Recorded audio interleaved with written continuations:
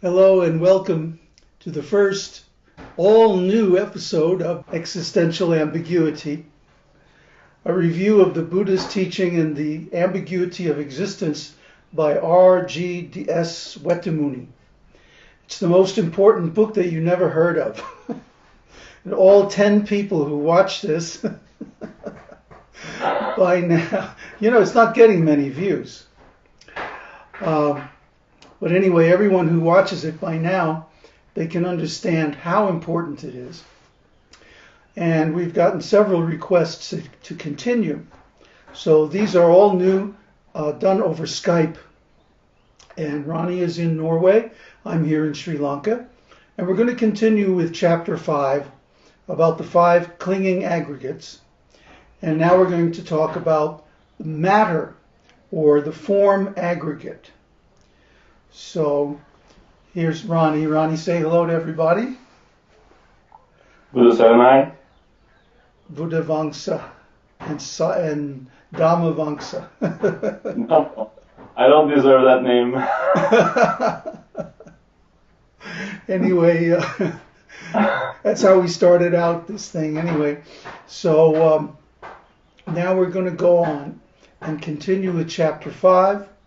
The matter or form aggregates. Now notice they're not called just plain aggregates. They're called clinging aggregates. What does that mean, Ronnie? That we hold them as a self or a part of a self? Yeah. We use them to create a self. In Chapter 4, Weti Muni talks about the process of I-making and mind-making.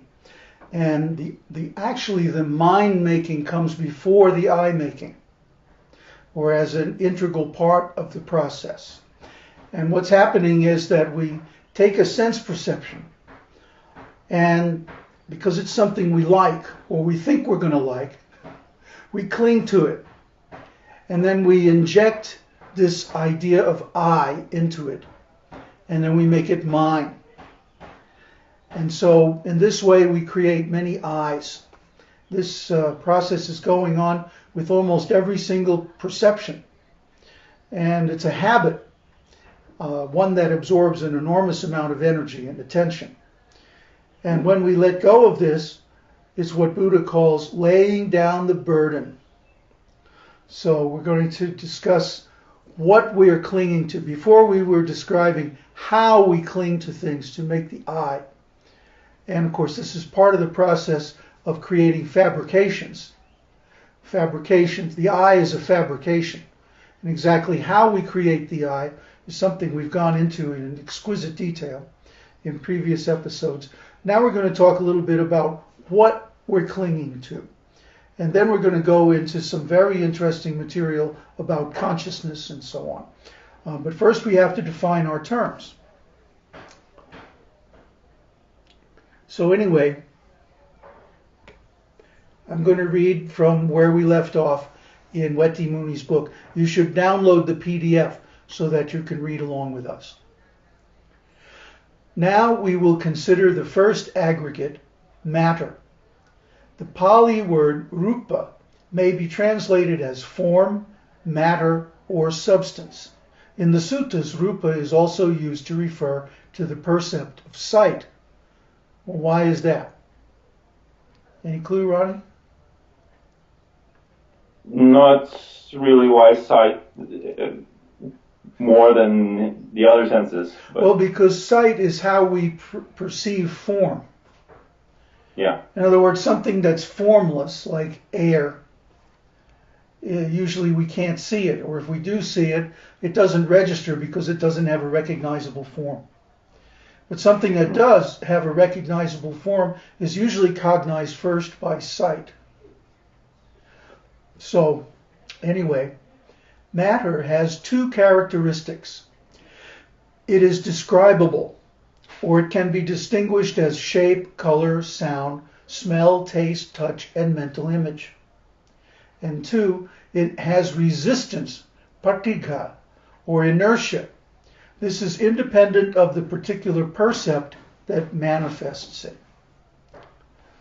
So let's look at these 2 things. It's describable. Does that sound like something we've talked about before, Ronnie? I don't know what you're thinking about right now. Ontology. I'm thinking about that each of us has in our mind a background, like a database of descriptions of the world, and of states of being, and also of the various relations. Fireworks. It's New Year's, so anyway, the various relations between them, both causal relations and qualitative relations. We have an ontology for every experience and every skill that we ever, everything we ever experienced. That's our ontology. Pretty much so, but it's also very much connected with language. If we have the language for something, then we can have a description of it in our ontology. For example, that noise. How did I know that was a firecracker and not a rifle? Because I have experience of both of them, and I also have the categories: rifle, handgun, grenade launcher, fireworks, and the associated percepts of sound. So I don't even have to see it. Just by the sound, I can recognize that this is this, this is that. Yeah. However, and the context. Yeah, and the consequences also. If somebody sets off a firecracker, that's no big deal. If somebody sets off a rifle, well, we better look into this. Right? So the consequences of things and how cause and effect are related in time is also part of our ontology. Now, the problem with this is most people do not have an ontological background for consciousness, for meditative states, and for the relations, cause and effect relations of karma, or dependent origination. So they don't see how the causes that they create today are causing the suffering and so on that they experience tomorrow.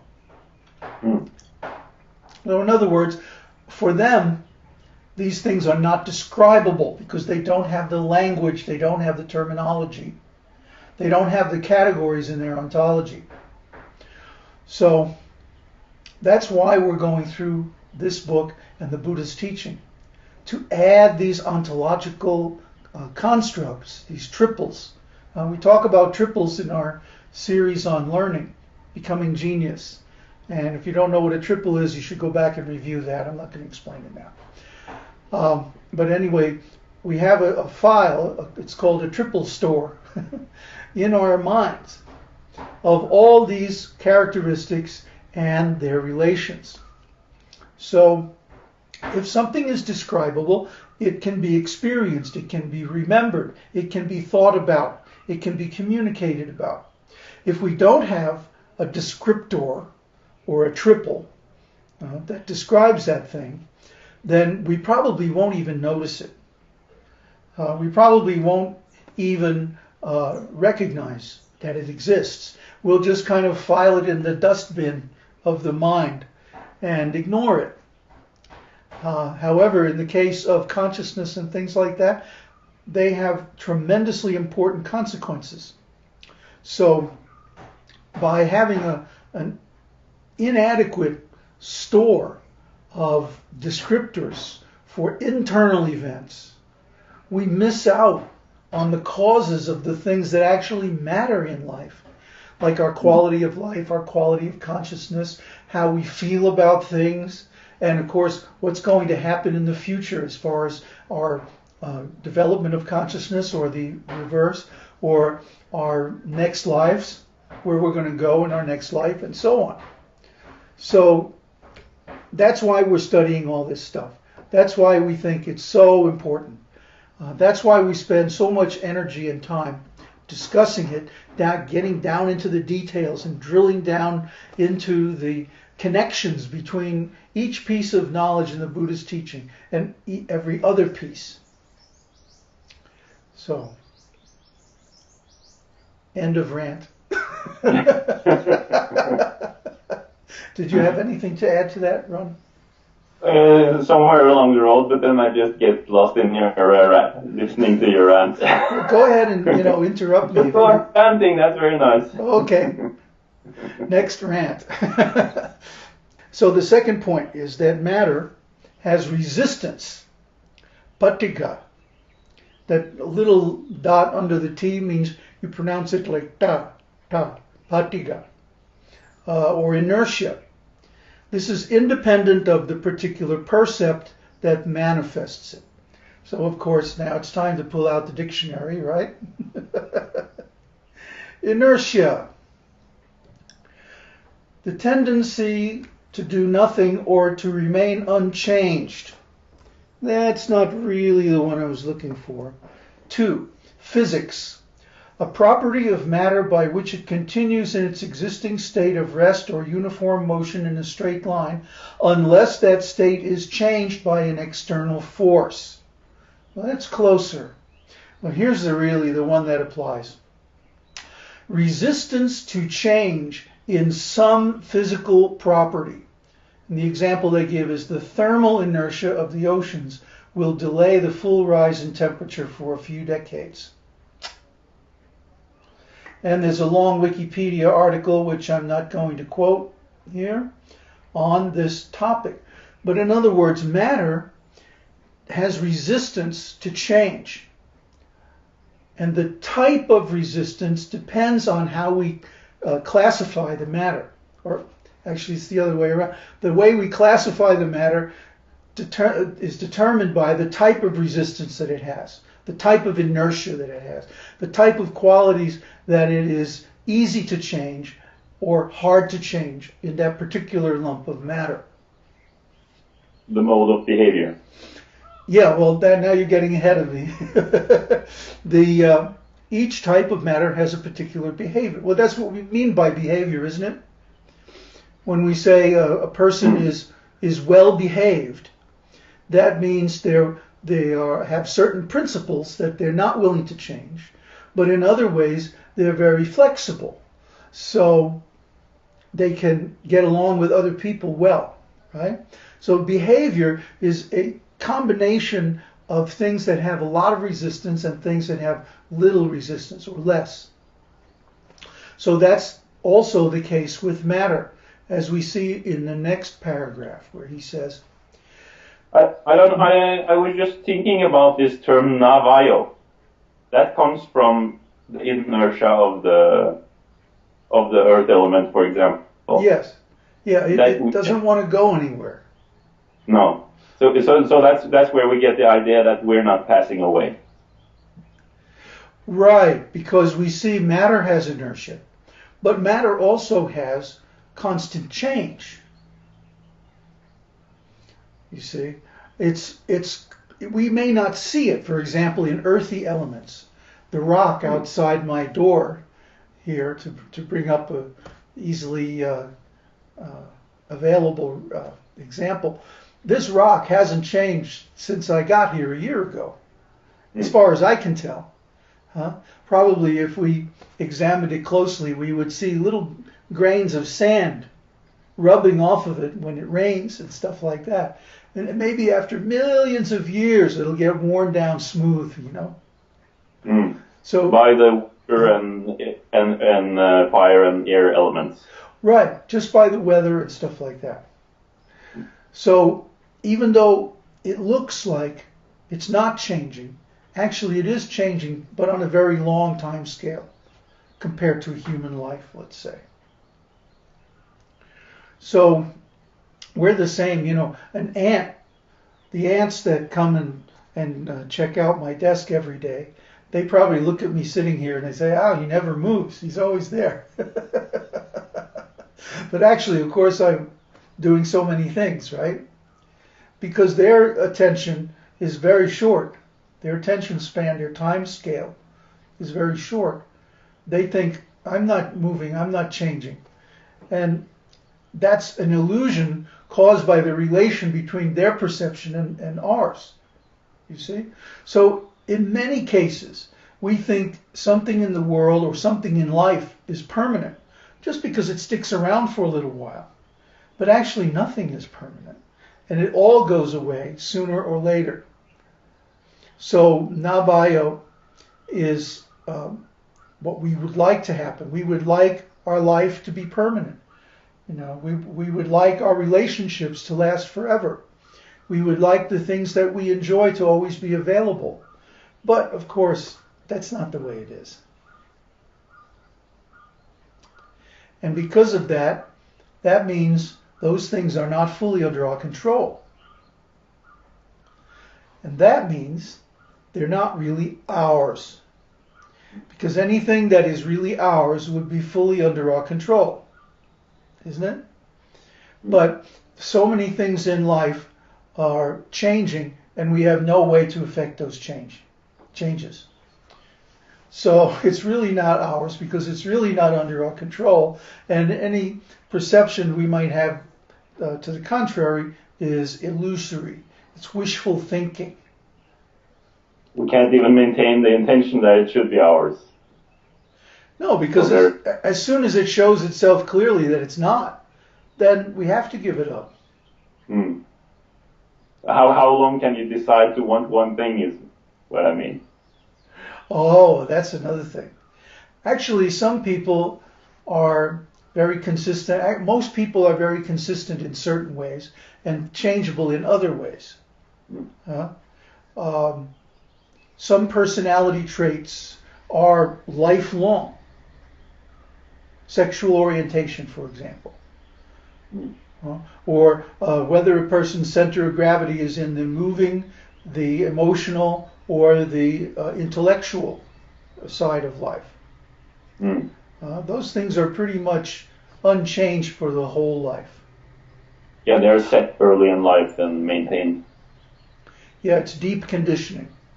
It goes deep into the body. But other things, you know, like this year's hairstyle or clothing or pop star or job or whatever, you know, these things come and go.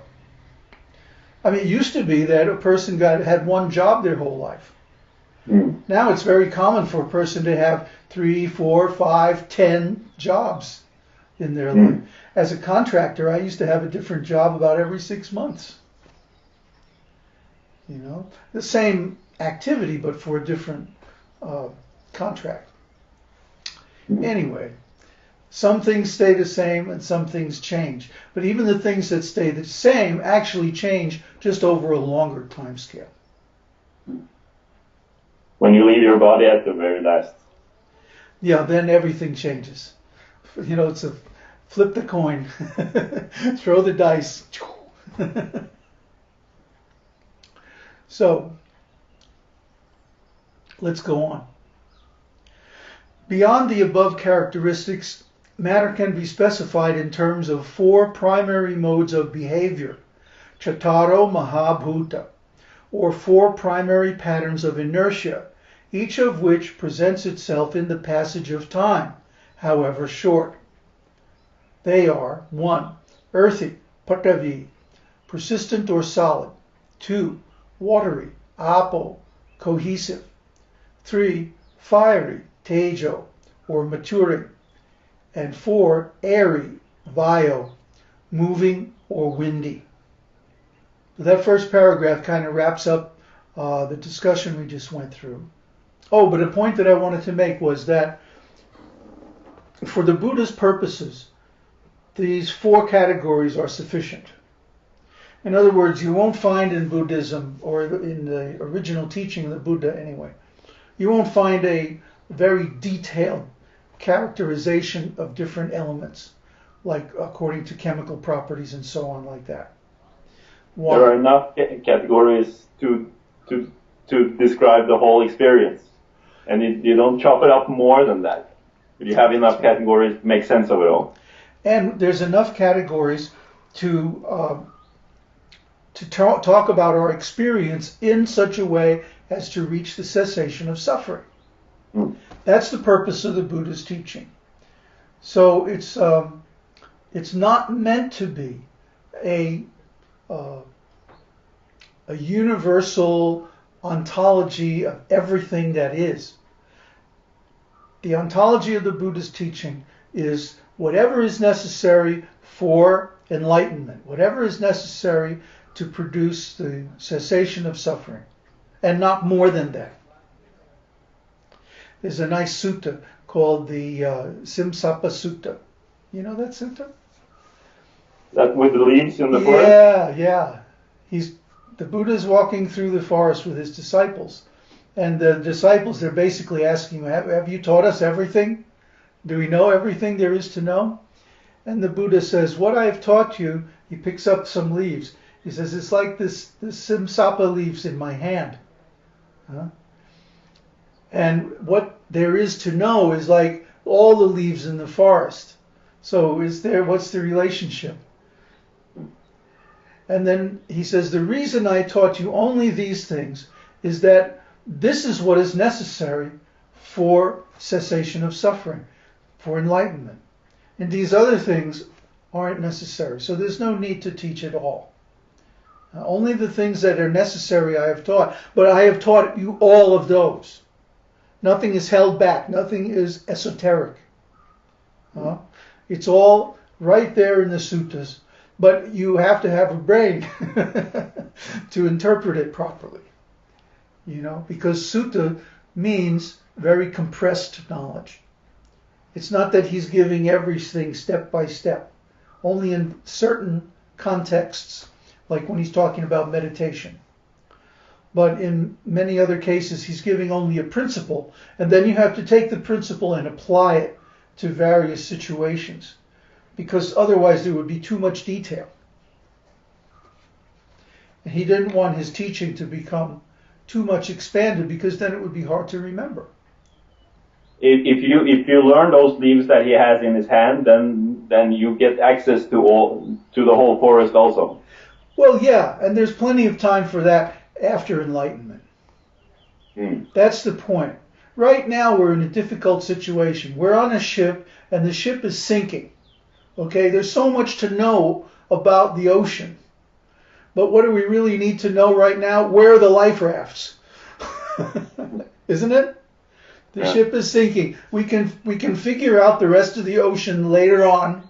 Right now we need the life raft. So the Buddha is giving the raft. How do we qualify to get into the raft? Right.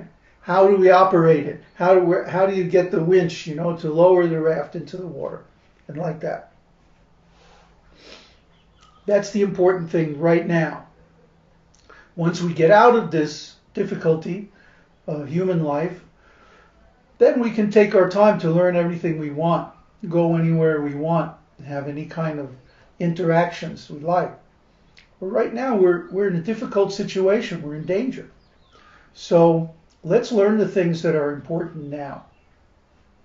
Any lump of matter, any particular rupa, can be regarded as a particular group of behaviors, and matter can be considered as the four primary modes of behavior, inclusive of all groups or sets of behavior. So this is where he brings out behaviors. What's the thing about a rock? Well, it just sits there. So it's earth. Well, what's the thing about water? It gathers itself into the lowest place. It doesn't resist, or it resists a little bit, but nothing like earth. What's the thing about fire? Fire tends to go up and dissipate. Okay? And the air, well, the air just blows any which way and everywhere. So they have particular behaviors by which we characterize them. And this will come out, this will be important later on when we start talking about the type of attachments that we have to these particular things. And observing them internally and externally? That's right. Because certain thoughts or certain states of mind behave like earth or water or fire or air. And so it's good to know these distinctions because that helps us recognize these things within ourselves. I'm trying to go on because we're already like almost out of time. Any object, a clock, a bird, a bottle of ink, represents a set of behaviors that we note when we cognize it. Because each set of behaviors is always present in the same fashion whenever a particular object is cognized, the view arises that the lump of matter exists independent of consciousness. Likewise, in a general way, the view arises that there is a material world that is independent of us individuals. These views are fundamental assumptions of science, physics, chemistry, biology, etc. But guess what, people? Those are just assumptions. It's just like the ego. We create an ego in this moment on this particular precept. And then in the next moment we create ego on another precept. And so on and so on. And because there are a continuous succession of moments in which the creation of ego occurs, we get the idea that there is a continually existing thing called an ego. But just like, the image on your computer screen. It's there, and then it's not there. And then it's there again, and then it's not.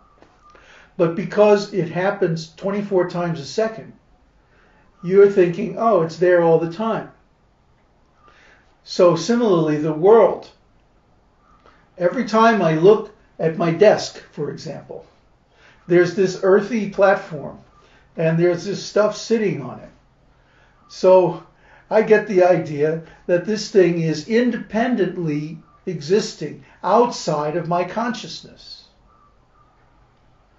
Because each time that particular object is cognized, we see the same behavior.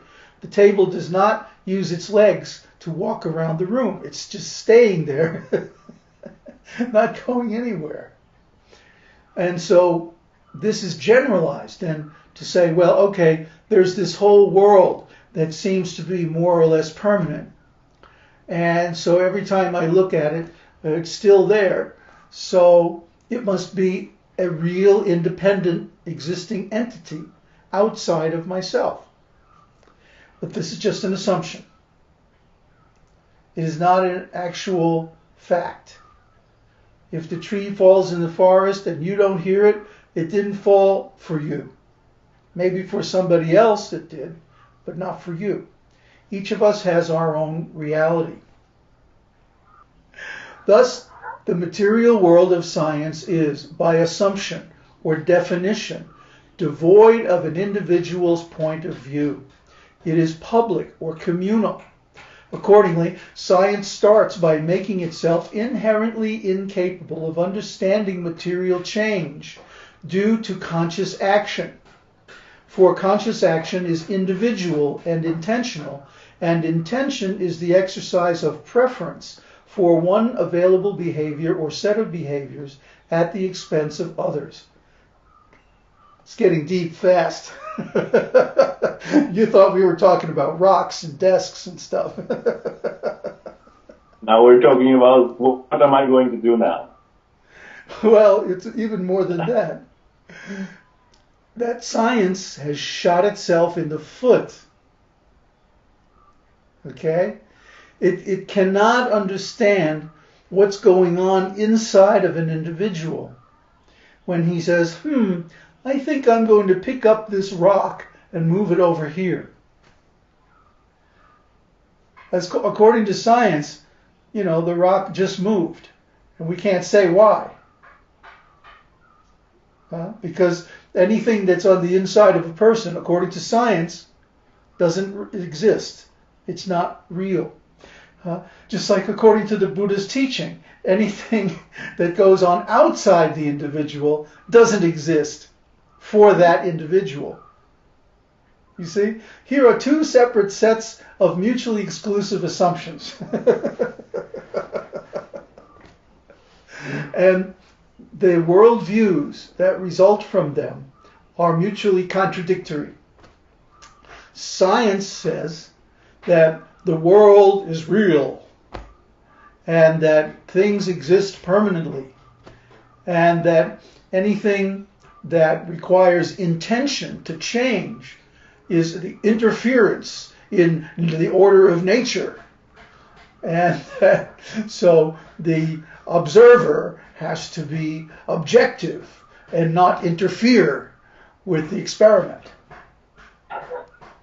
Isn't it? They talk like that. Yeah, but Alan, a part of them know that you can't observe anything without changing it. Quantum mechanics. Yeah, quantum mechanics shoots holes in all of that mechanical thinking, because, well, somebody is designing the experiment and creating the laboratory and setting everything up and starting it. Huh? So, and wanting the result to be a certain way, maybe? That's right. You cannot help but introduce intention and individual points of view, even in science, no matter how hard you try to be objective. There really is no such thing as objective. Everything is personal. Everything is individual and subjective, because the results of the experiment are interpreted by an individual. And everybody knows that using statistics, you can make any data look any way that you want. So, there's lies, damn lies, and statistics. So actually, intention, he says, is the exercise of preference for one available behavior or set of behaviors at the expense of others. Some people prefer earthy things. Some people like watery things. Some people are more inclined towards fire, and some people, as we know, have so much air you can see through from one ear to the other. So people have assumptions about the world that often contradict their experience or their actions. And limit their possibility space from infinite to very, very small. Yes. Yes. I am the assistant to the assistant secretary of the undersecretary to the vice president of bowling pins, in my company. So that's it. You've just determined yourself practically out of existence. There's nothing you can have, do, or be, during working hours anyway, outside of that definition. And we all define ourselves like that. So we have I could never do X. Right. Just like people say, okay, well, you're a monk. Now you can't do this and this and that. And I say, oh, yeah? I can't have a video studio? Yes, I can. Because I don't believe in that, you see.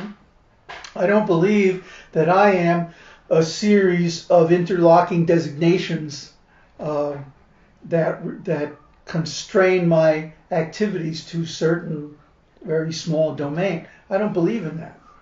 Oh, our whole process is taking away that stuff. Right, the actual process, the actual teaching of the Buddha. Yeah, it's getting away from that.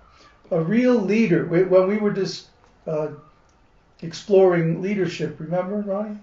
A real leader can be, do, or have anything required to exercise in the exercise of leadership in their function. And a monk or a sadhu is supposed to be a leader in self-realization.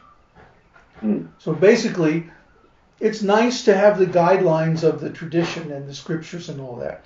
But actually, in practice, we can be, do, or have anything that's necessary for our mission. And as it turns out, there isn't a whole lot we really need. But in these days, it's nice to have the tools of technology and so on. Similarly, the tremendous difficulty and unending task for the fields of science that come directly into contact with the individual's consciousness, physiology, psychology, medicine, surgery, etc., By misinterpreting material change due to conscious action in a mechanical, materialistic way, these can do little but patch up leaks. And quantum physics, in hoping to reinstate the observer, the scientist himself, is only locking the stable door after the horse has been stolen. I love it. Wetty must have been a really cool guy, you know. I'm sorry that we missed him. By the way, you know, nobody will talk about how he died.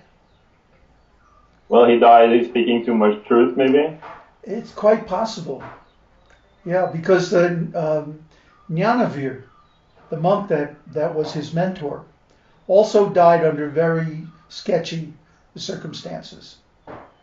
And Buddhadas Bhikkhu? Buddhadas Bhikkhu, well, he had a series of strokes, and with his physiology, that's pretty understandable. What we're trying to do here is to bring the Buddha's teaching into contemporary language and thought by using the vocabulary of existentialism and, to some degree, modern science. But we don't actually buy into the assumptions behind science. We don't actually believe, for example, in the objective existence of the world. That if there wasn't anybody here, there wouldn't be a world, for all practical purposes. Yeah, and then the thing about Western science and all those different branches, they don't have an ontological model of the human system that actually works. Right. They have an ontological model, but their model is constrained by the prior assumptions of other branches of science. There's certain things that they cannot accept. For example, the existence of the soul. We don't believe in the existence of the soul either, by the way, but some people do. And what psychology is going to tell them is that you're wrong, this doesn't exist. But they still call it psychology, you know? There's sort of inconsistencies, model. Yeah. They should call it mindology, huh? Mindology. Brainology. But because it comes, as he says, it comes in contact with the individual's consciousness. This is a huge problem for every one of these fields, because consciousness is not explicable in terms of their models. If you there's a scientific bulletin called the Brain Mind Journal, or I think it's Brain Mind Bulletin. Look it up on the internet if you want to have a good laugh. Because here are all these very learned people with lots of letters after their name trying to reconcile the physical model of the brain and the mind being the same thing with the experiential evidence of consciousness, which, as we all know, is transcendent. So here are these people. And it's an electromagnetic system? Well, that's just a symptom of the brain function. You know, the actual person is something beyond the physiology of the body. You know, anybody who's ever had an out-of-body experience can testify to that. So what they're trying to do is to reconcile these two systems, you see, with the observed evidence, which is all subjective. But the scientific system invalidates subjective evidence as an assumption. So here's these very smart people, like twisting their arguments into the pretzels, trying to reconcile these two incompatible things. And Buddha's definition of consciousness is very easy. It's just that something is present for you through the senses. Why do they have to make it so difficult? Because they are committed to these structural assumptions that deny the reality of subjective experience. So this is why people intuitively don't trust science. This is why people, you know, the mad scientist is a stock character in so many movies, right? you know, and he's always a kind of manic guy, you know, because he's been driven mad by this inconsistency between his belief system and his experience. Mm. We all experience life subjectively. So then when we try to reason with scientific method, we always paint ourselves into a corner. Cognitive dissonance? Right. We're trying to reason about something that rests on the assumption that consciousness doesn't really exist using consciousness.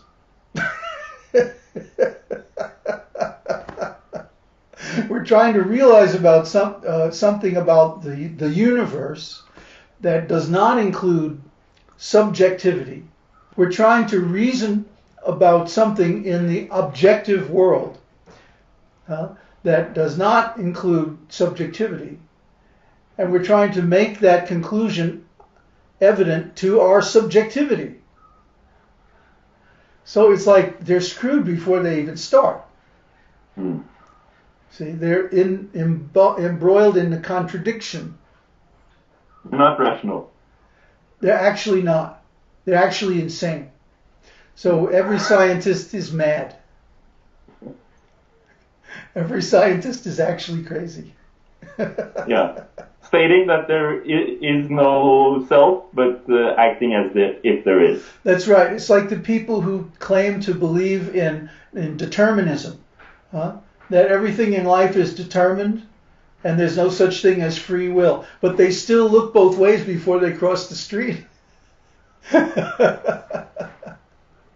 Oops, internet connection went down. I guess that's about it for this time. And we hope to see you in the next episode.